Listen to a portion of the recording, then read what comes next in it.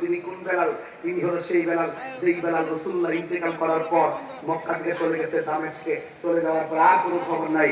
একদিন, 2 দিন, 3 দিন, 40 দিন পরে আমার রাসূল স্বপ্নে দেখায়, বেলাল তুমি যে আমি চলে যাওয়ার পর তুমি যে মদিনা ছেড়ে চলে আসছো, কারণটা কি? কয় আমি মেহেরাবাদের আযান দিব, যেখানে আপনি সামনে নামাজ পড়াতেন আমি পেছন থেকে ইকামত দিতাম। আজকে আমি ইকামত দিব, সামনে নবী থাকবে না, এটা আমি সহ্য করতে পারবো না, তাই আমি মদিনা ছেড়ে দিয়েছি। এবার রাসূল ডাক দিকে, বেলাল হইছে তো, তুমি যে চলে এসেছো, একটাবার কি আমাকে দেখার মনে হয় না? বেলাল তখন ওই দামেস্ক থেকে দৌড়াইয়া মদিনাতে আইসা রাসূল পাকের রওজা মুবারক জিয়ারত করলেন। হঠাৎ করে তার চেহারাটা ঢাকনা, মুখটা ঢাকা।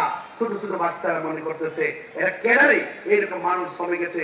হঠাৎ করে মদিনাবাসীর একদল বলতেছে, আপনি কে গো, এখানে এসে জিয়ারত করলেন, আবার মুখ বেঁধে রেখেছেন, আপনাকে সন্দেহ হচ্ছে, আপনার পরিচয় দেন। কয় না, আমার পরিচয় চাই না, আমি যেখান থেকে এসেছি সেখানে আমি চলে যাব। এবার ডাক দিয়ে বলে, না যেতে দেবো না, তোমাকে পরিচয় দিতে হবে। মুখটা খুললে দেখতেছেন এটা আর অন্য কেউ নাই, এটা মদিনার আযানের পাখি।